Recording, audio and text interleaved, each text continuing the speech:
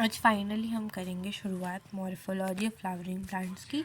2 दिन से हम रिकॉर्ड करते हैं, लेकिन कुछ ना कुछ वजह से वो वीडियो एंड ही हो जाता है।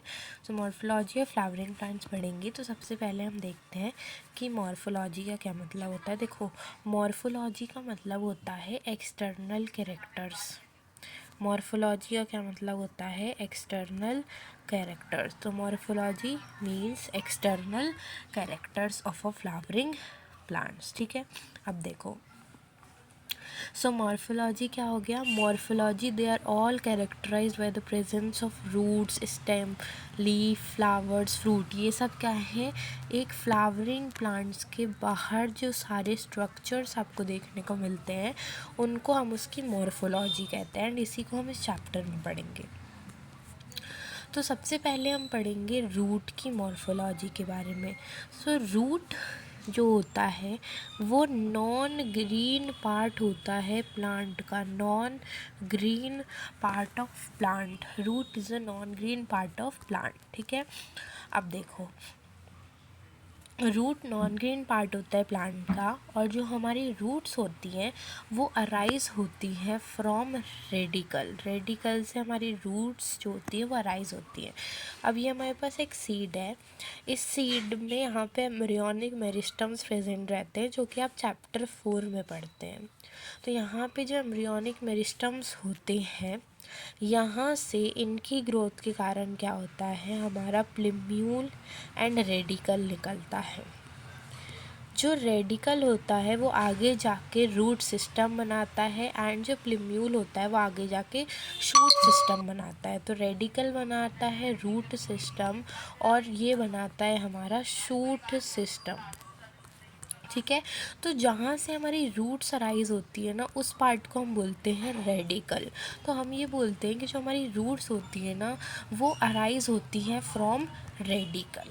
ठीक है ना, इतना इसमें इंफॉर्मेशन दिया नहीं है। अब रूट जो होती है ना, ये उन लड़कियों की तरह होती हैं जो धूप में नहीं जाती। मतलब कि जो हमारी रूट्स होती है ना, ये नेगेटिव फोटो ऑटोट्रॉपिज्म शो करती है। नेगेटिव ऑटोट्रॉपिज्म का क्या मतलब है? कि ये लोग जो है ना, ये लाइट में जाना पसंद नहीं करती। तीसरी चीज़ कि ये जो होती है ये पॉजिटिव जियो ट्रॉपिज्म प्लस हाइड्रोट्रॉपिज्म शो करती है। ठीक है, अब देखो, एनसीईआरटी लिखती है कि जो रूट्स होती है ना, हमारे पास जो रूट्स होती है ना, उसमें अगर हम डाइकोटिलेडन्स प्लांट्स की अगर रूट्स को देखें, तो जो डाइकोटिलेडन्स प्लांट्स जो होते हैं ना, उनकी जो रूट्स होती है डायरेक्टली इलोंगेट होती है फ्रॉम रेडिकल। ठीक है, जो मेजॉरिटी ऑफ डाइकोटिलेडनस प्लांट्स होते हैं वो डायरेक्टली एलोंगेट होते हैं फ्रॉम रेडिकल। ठीक है, leads to the formation of primary root which grows inside the soil। अब देखो, हमारे पास 2 तरीके के कॉटिलेडन्स होते हैं। एक होते हैं हमारे मोनोकॉट्स,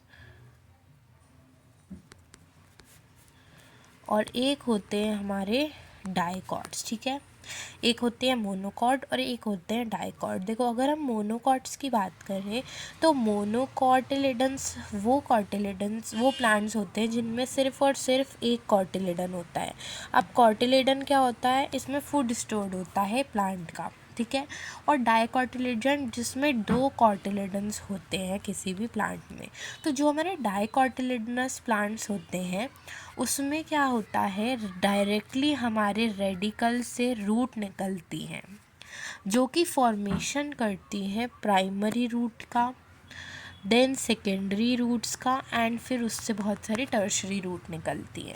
ठीक है ना, जनरली आप रूट्स ऐसी देखते हो, और इन रूट्स को हम कहते हैं टैप रूट्स। ठीक है, इन रूट्स को हम जनरली टैप रूट्स कहते हैं। तो जनरली आपको डाइकोटिलेडन्स में टैप रूट देखने को मिलती है, जिसमें आप देख सकते हैं कि टैप रूट में डायरेक्टली एलोंगेट होता है, जो कि सीधा सीधा टर्मिनेट होता है नीचे की तरफ।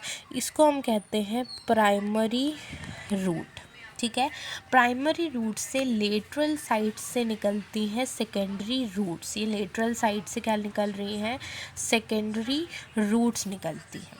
अब इन सेकेंडरी रूट से आप ऐसे छोटे छोटे से झल्ले देख पा रहे होगे, जिसको मैं हाईलाइट कर रही हूँ। ये जो छोटे छोटे से झल्ले आपको दिख रहे हैं, ये होती हैं टर्शरी रूट। तो वो रूट जो कि primary plus secondary plus tertiary root से मिलकर बनती हैं, उन रूट्स को हम कहते हैं टैप रूट्स। ठीक है, तो जनरली डाइकोटिलेडन्स प्लांट्स में जो है हमको देखने को मिलता है टैप रूट सिस्टम।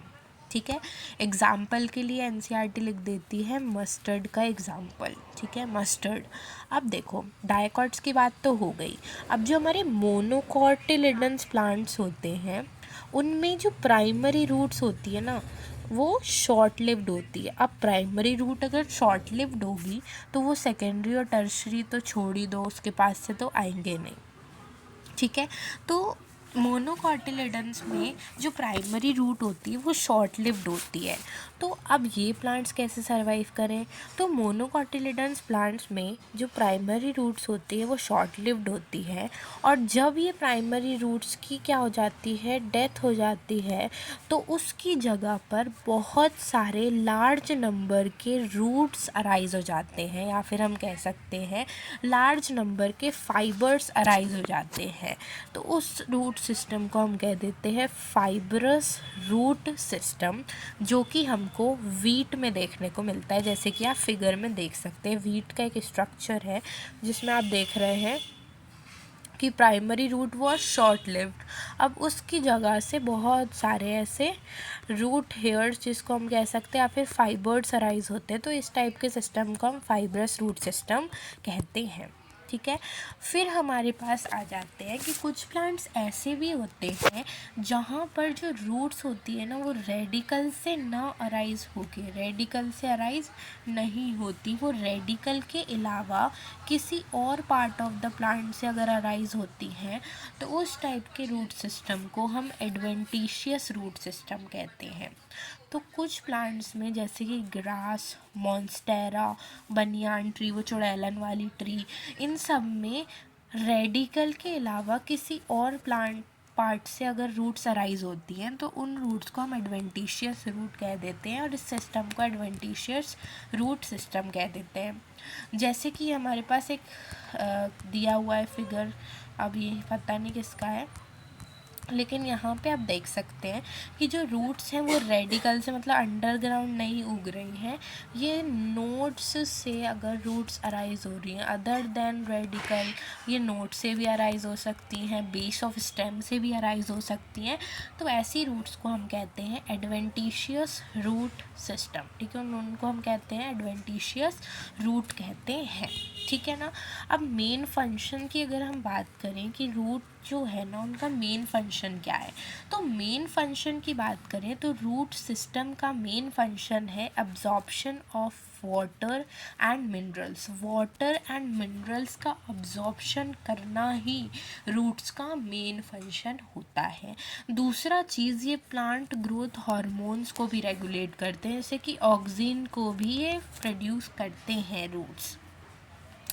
इनका फंक्शन ये भी होता है कि देखो, अब नीचे बिल्कुल धंसा हुआ होता है, जब आप किसी प्लांट को निकालते हो तो आपको इसमें मेहनत लगती है, क्योंकि वो बिल्कुल जड़ से जुड़ा हुआ होता है। ठीक है ना। तो हमारी जो रूट्स होती हैं ना, ये एनकरेज कराने में, प्लांट के पार्ट को प्रॉपरली सॉइल के साथ एनकरेज कराने में भी हमारी कौन हेल्प करती हैं? रूट्स ही तो हेल्प करती हैं। और कुछ रूट्स जो होती है ना, ये रिजर्व फूड की तरह भी स्टोरेज में भी मदद करती है। आगे भी हम पढ़ेंगे, मॉडिफिकेशंस ऑफ रूट्स भी आते हैं। ये आप देख सकते हैं टैप रूट सिस्टम, ये fibrous root system, and this is the adventitious root system. तो ये वाला पार्ट जो है वो हमारा कंप्लीट हो गया है। आई होप आपको ये समझ में आ गया होगा पूरा पार्ट जो हमने पढ़ा। आप देखिए, अब हम बात करते हैं रीजियंस ऑफ रूट्स की। ये मैंने ओल्ड एनसीईआरटी डाउनलोड करी है क्योंकि ओल्ड एनसीईआरटी में ही मॉडिफिकेशंस दिए हैं, न्यू एनसीईआरटी में आपको मॉडिफिकेशंस नहीं दिए हैं।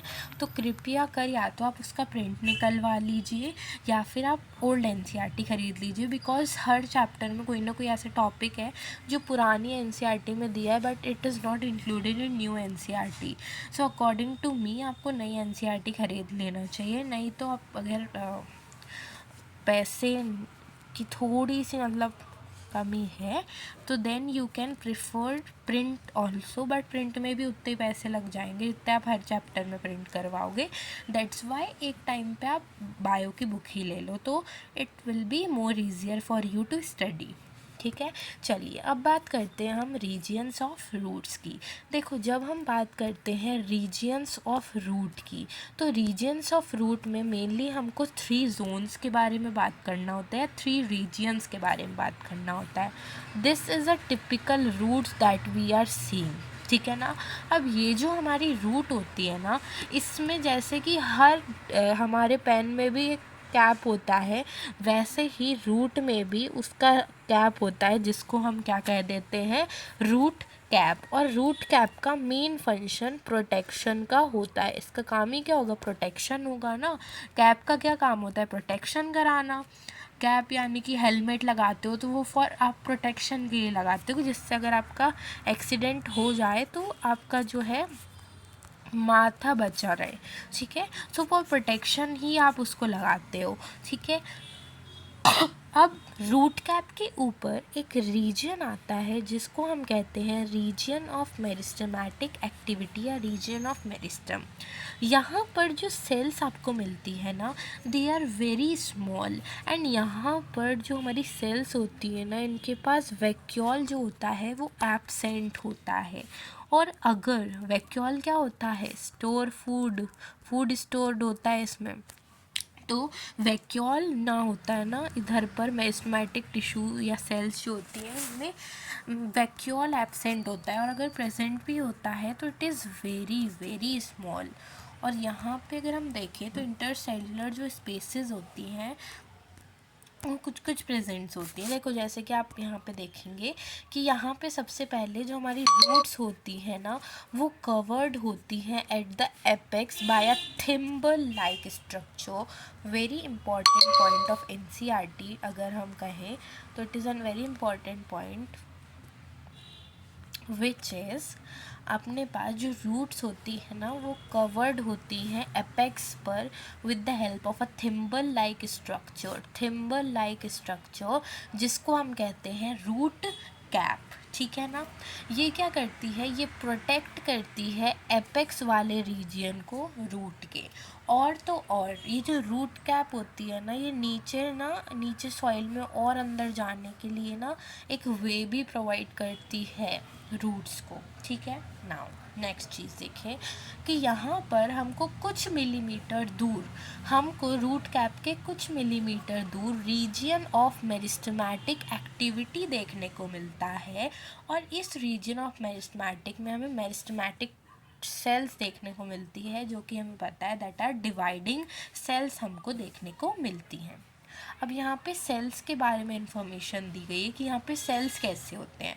तो अगर हम यहाँ पे सेल्स की बात करें तो यहाँ जो सेल्स होते हैं ना इस रीजियन के, दे आर वेरी स्मॉल, क्योंकि मेरिस्टेमेटिक सेल्स या मेरिस्टेमेटिक टिश्यू का मेन फंक्शन होता है बार बार डिवाइड करना। अब कोई बड़ी चीज़ होगी तो उसे टाइम लगेगा डिवाइड करने में, लेकिन अगर कोई छोटी चीज़ होगी तो वो जल्दी फटाफट डिवाइड करेगी। तो यहाँ पर जो सेल्स होती हैं वो बहुत ही स्मॉल होती हैं, थिन वॉल्ड होती हैं। अगर थिक वॉल्ड होंगी तो फिर डिवाइड नहीं कर पाएंगी। डेंस प्रोटोप्लाज्म या फिर साइटोप्लाज्म यहाँ पे होता है, बहुत ही रैपिडली डिवाइड करती हैं।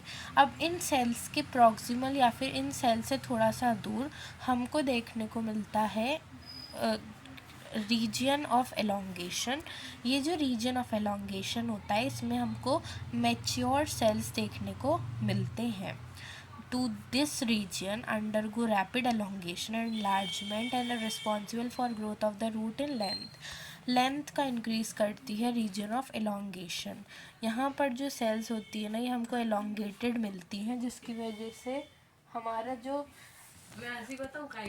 The cells of the elongation जो होती है, एलोंगेशन जोन, वो ग्रेजुअली डिफरेंशिएट एंड मेच्योर होती है। मतलब कि यहाँ पे हमने देखा कि पहले छोटी छोटी सेल्स थी जोन ऑफ मेरिस्टम में। जब हम जोन ऑफ मेरिस्टम से ऊपर गए तो यहाँ पर सेल्स जो हो गई हैं वो मेच्योर हो गई हैं, तभी तो आपकी रूट जो है उसकी लेंथ जो है वो इंक्रीज़ हो गई due to this region only. ठीक है, अब उसके ऊपर जो हमारी रीजन्स हैं उसमें जो सेल्स हैं उन इस जोन को हम कहते हैं रीजन ऑफ मैच्योरेशन, जहाँ पे अब जो पूरी जो लेंथ बढ़ गई, सब हो गया, अब टिश्यू पूरा मैच्योर हो चुका है। फ्रॉम दिस रीजन जो कि है रीजन ऑफ मैच्योरेशन से very fine delicate epidermal cell जो होते हैं ना कुछ एपिडर्मल सेल्स बहुत ही fine delicate thread like structures बना लेती हैं, जिनको हम रूट हेयर्स कहते हैं, जो कि अराइज होती हैं from the zone of maturation या रीजन ऑफ मैच्योरेशन से। जो आपको पतली पतली सी ये जो आपको घटिया सा जो स्ट्रक्चर दिख रहा है, ये रूट हेयर्स का है। एंड इन रूट हेयर्स का फंक्शन हमें पता है कि ये जो रूट हेयर्स होते हैं ये वाटर एंड मिनरल्स को अब्जॉर्व करने में हेल्प करते हैं फ्रॉम द सॉइल। अब दूसरा टॉपिक हमारे पास आता है मॉडिफिकेशंस ऑफ रूट। मॉडिफिकेशन का मतलब होता है कि मॉडिफिकेशन ऑफ रूट के रिस्पेक्ट में बात कर रहे हैं, तो जब जो रूट होती है वो वाटर और मिनरल को अब्जॉर्व करने के अलावा अगर कोई और फंक्शन परफॉर्म करना चालू कर देती है तो उसको हम उसका मॉडिफिकेशन कहते हैं। तो मॉडिफिकेशन ऑफ रूट में हम पढ़ते हैं कि हमारी जो रूट्स होती है ना, रूट्स नॉन ग्रीन पार्ट होता है प्लांट का। अब जो रूट्स होती है ना कुछ प्लांट्स में, वो अपना शेप या फिर अपना स्ट्रक्चर या फिर कोई अलग फंक्शन परफॉर्म करने के लिए अगर मॉडिफाई हो जाती हैं तो उसको हम मॉडिफिकेशन ऑफ रूट कहते हैं। जैसे कि हमारी जो रूट्स होती हैं वो सपोर्ट प्रोवाइड करने के लिए या फूड को स्टोर करने के लिए, रेस्पिरेशन करने के लिए कुछ कुछ रूट्स जो होती हैं वो मॉडिफाई हो जाती हैं। जैसे कि हमारे जो टैप रूट में, जैसे कि कैरेट, टर्निप और हमारा हो जाए कैरेट, टर्निप, उसमें स्वीट पोटैटो, रेडिश आ जाएगा। ये वाले जो होते हैं इनका काम होता है फूड स्टोर करने का। मतलब यहाँ पर जो रूट्स होती हैं ये स्वेल हो जाती हैं, फूल जाती हैं और फूल के ये फूड स्टोर करने में हेल्प करती हैं। जैसे कि जो स्वीट पोटैटो जो होता है ना वो हम रूट ही खाते हैं, क्योंकि यहाँ पे जो रूट है वो मॉडिफाई हो गई है और उसने फूड बना लिया है, फ्रूट बना लिया है जिसको हम खाते हैं। तो टैप रूट का मॉडिफिकेशन क्या हुआ कि टैप रूट्स में जैसे कि कैरेट, टर्निप, ये सब जो होती हैं ये हो जाती हैं अपने पास क्या, ये चेंज हो जाती हैं, स्वेलन हो जाती हैं और फूड स्टोरेज करने में काम करती हैं। और एडवेंटिशियस रूट में स्वीट पोटैटो जो होता है वो भी स्वेल होके और वो फूड स्टोरेज करने में हेल्प करता है पूरा। अब बनियान ट्रीज़ में हमको बनियान ट्री में हमको क्रॉप रूट देखने को मिलती हैं जो कि उनको स्ट्रेंथ प्रोवाइड करने में हेल्प करती हैं या फिर सपोर्ट प्रोवाइड करने में हेल्प करती हैं। ये हमारी बनियान ट्री है, तो इस बनियान ट्री में यहाँ पे ऐसी ब्रांचेस निकलती हैं जो कि इस प्लांट को, क्योंकि ये बहुत बड़ा होता है, तो उसको सॉइल से अच्छे से वो सेट करने के लिए या फिर अच्छे से उसको सॉइल के साथ ऐसे क्या बोल सकते हैं, अच्छे से अटैच करवाने के लिए ये जो प्रॉप रूट्स होती हैं, जो कि रूट से जो एंगेज कराने के लिए जो हमारी रूट्स होती हैं बनियान ट्री की, चुड़ैलन वाली जो रूट्स होती हैं वो यहाँ पे लटकी हुई रहती हैं जिससे उसको सपोर्ट मिलता है, तो वो अच्छे से खड़ा रह पाता है। सिमिलरली जो हमारे मेज़ या फिर जो शुगर केन होता है वहाँ पर भी हमको स्टेम जो होती है ना उसके लोअर नोड से, मतलब ये हमारी स्टेम है, ये हमारी स्टेम है, तो स्टेम के यहाँ साइड से रूट्स निकलती हैं और रूट्स जो होती है ना वो सॉइल को बहुत ही, क्या बोल सकते हैं, बहुत ही स्ट्रॉन्गली ऐसे वो कर लेती, स्ट्रॉन्गली पकड़ लेती हैं, जिसकी वजह से जो ये गन्ने का जो पेड़ होता है, क्योंकि इसकी जो हाइट होती है गन्ने के पेड़ की, गन्ने का जो पेड़ होता है ना वो बहुत लंबा होता है, तो अब क्योंकि वो बहुत लंबा होता है तो उसको सॉइल के साथ में क्या करने के लिए, सॉइल के साथ में एंगेज करने के लिए उनके जो नोड्स या फिर जो हमारी जो स्टेम की जो इंटर नोड्स प्रेजेंट होती हैं वहाँ से रूट्स अराइज होती हैं एंड वो सॉइल को उस प्लांट के साथ में अच्छे से जो भी कराने के लिए हेल्प करती हैं। हाँ अरे हैंग हो गया, ओ भैया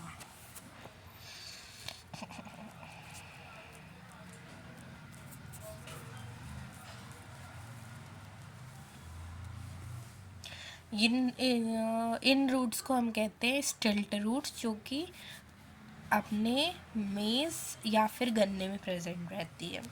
अब कुछ रूट्स ऐसी भी होती हैं, देखो हमें पता है कि जो रूट्स होती है वो जनरली नीचे अंडरग्राउंड जाती हैं सॉइल के, मतलब रेडिकल से राइज होती हैं, बट कुछ केसेस में जैसे कि हमारे पास जो राइजोफोरा एक प्लांट होता है जो कि कीचड़ में ग्रो करता है, वहाँ पर जो रूट्स होती हैं क्योंकि कीचड़ है तो वहाँ पे वो रेस्पिरेशन नहीं कर पाती या फिर वाटर मिनरल वगैरह को, हमने देखा था कि फंक्शन जो होता है वो रूट का वो रेस्पिरेशन कराना भी होता है, जिससे प्लांट को वाटर एंड मिनरल अब्जॉर्व करने में वो हेल्प कराती है।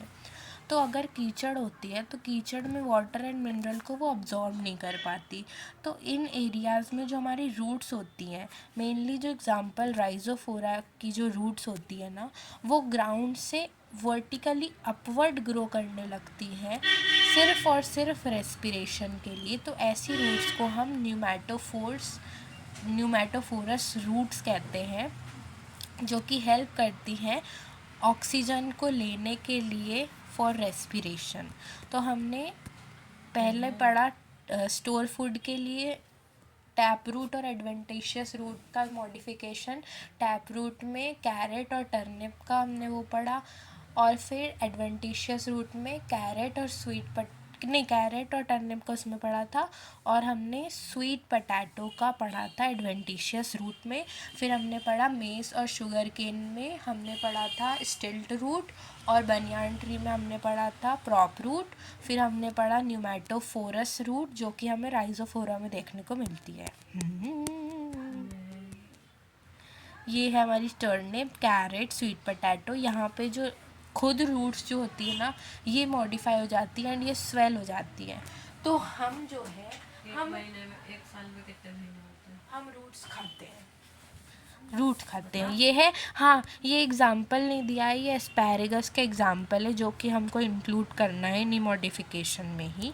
और ये हमारी न्यूमैटोफोर है, यहाँ पे पूरा कीचड़ जैसा एरिया आपको दिख रहा है, और यहाँ पर जो रूट्स हैं वो vertically upward from the ground grow कर रही हैं just for taking oxygen for respiration.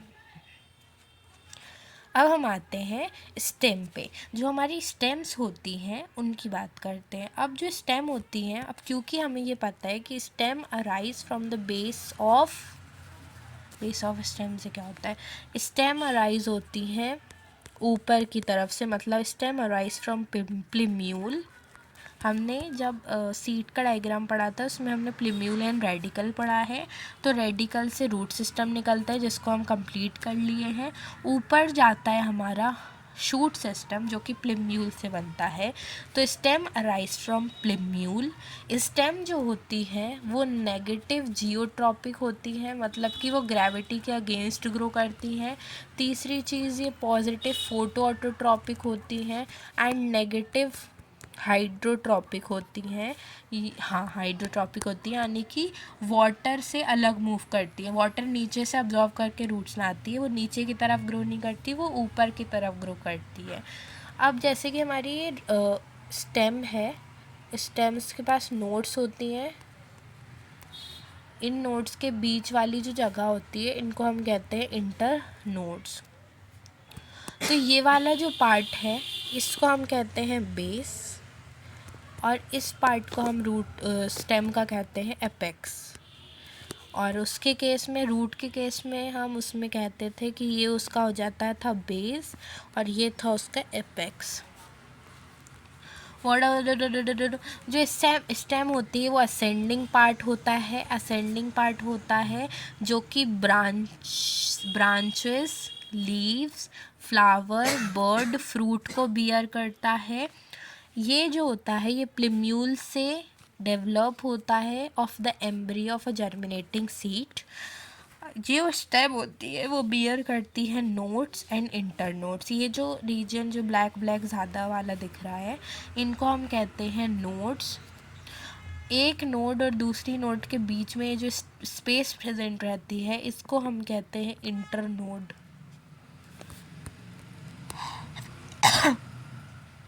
अब जो हमारी ब्रांचेस या फिर जो हमारी लीव्स जो होती है ना, ये नोड से अराइज होती हैं, और बाद में जाके हम ये भी देखते हैं कि इन्हीं नोड से हमारे फ्लावर भी उगने लगते हैं अदर दैन लीफ। तो रीजन ऑफ स्टेम जहाँ से लीफ पैदा होती हैं उसको हम नोड्स कहते हैं, वाइल इंटर नोड्स वो पोर्शन होता है जो कि दो नोड्स के बीच में प्रेजेंट रहता है। खांसी कराती है।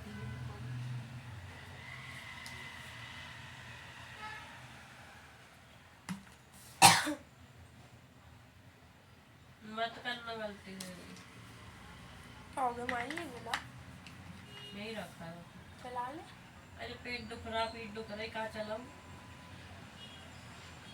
वट बैग देख रहे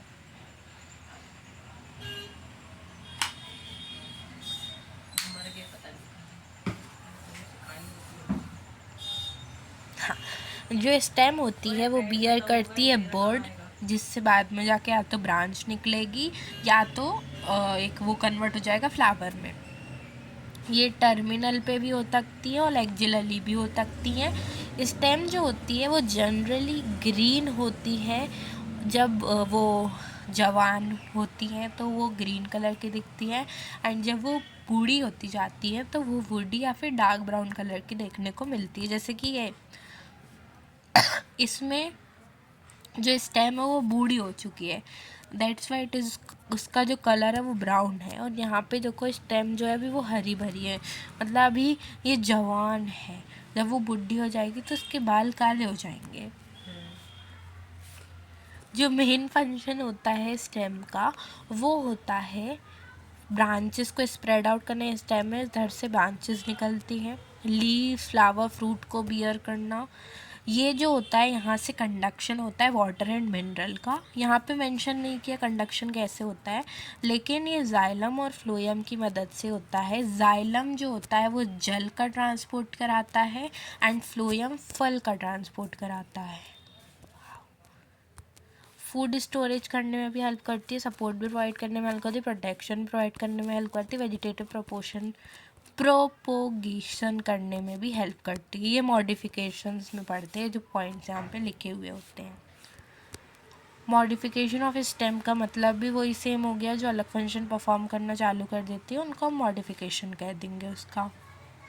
जैसे कि हमारी अंडरग्राउंड स्टेम्स जो होती हैं, जैसे कि पोटैटो हो गया, जिंजर हो गया, टर्मरिक हो गया, जमीकंद और कोलोकेसिया, ये सब मॉडिफाइड होती हैं फॉर द फूड स्टोरेज। मतलब यहाँ पे जो स्टेम होती है ना, ये मॉडिफाई होकर फूड स्टोरेज करने में हेल्प कर देती है। मतलब यहाँ पे स्टेम ही कन्वर्ट हो जाती है फूड में, जैसे कि आलू, जिंजर, टर्मरिक, जमीकंद, कोलोकेसिया। आलू, जिंजर, कोलोकेसिया, ज़मीनकंद, कोलोकेसिया, आलू और जिंजर।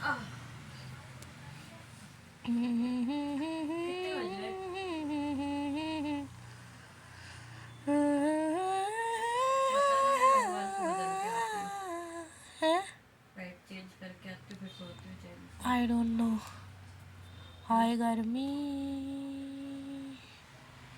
कितना टाइम हो रहा है? वो 8:30। हेलो क्या? मुझे क्या पता। अब कुछ स्टेम जो होती है वो टेंड्रल्स में भी कन्वर्ट होती है।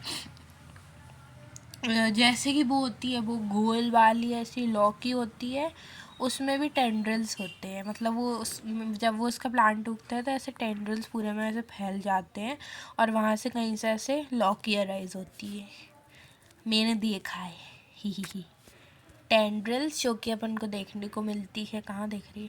Cucumber, pumpkin, watermelon and grep wine, जैसे कि गॉड्स। गार्ड्स मतलब कि लौकी वगैरह, ठीक है। फिर एक्सिलरी बर्ड्स ऑफ स्टेम्स में ऑल्सो भी मॉडिफाई, कुछ जो है स्टेम्स जो होती हैं वो मॉडिफाई हो जाती हैं एंड थॉर्न्स बना लेती हैं। थॉर्न्स यानी कि कांटे, जिनका काम होता है प्रोटेक्शन कराने का। अच्छा, तो तेरी जेब जैसे का कि काम है प्रोटेक्ट करना तेरे पेट अपना जो कैक्टस होता है उसमें बहुत सारे कांटे होते हैं, तो उन पर कोई भी कीड़ा नहीं लगता। तो जो ब्राउजिंग एनिमल्स हैं जैसे कि गाय वगैरह जो हो गई, उनसे प्रोटेक्ट करवाने के लिए यहाँ पर कुछ कुछ में जो स्टेम होती है ना, ये कांटों में कन्वर्ट हो जाती है for purpose of protection. Euphorbia में सिलेंड्रिकल स्टेम देखने को मिलती है, ओपेंशिया में फ्लैटेंड। यूफोर्बिया में सिलेंड्रिकल, ओपेंशिया में फ्लैटेंड देखने को मिलती है, जैसे कि वो कैक्टस।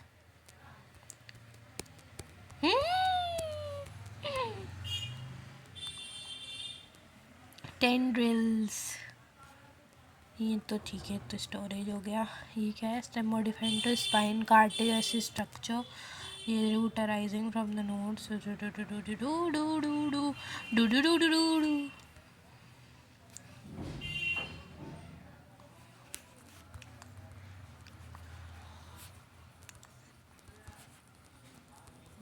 ना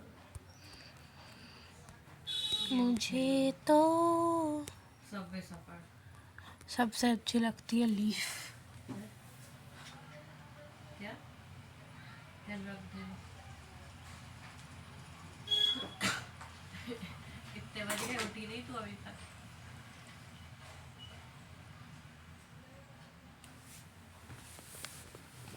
लीफ की बात करते हैं। जो हमारी लीफ होती है वो लेटरल, लेटरल का मतलब लेटी हुई होती है।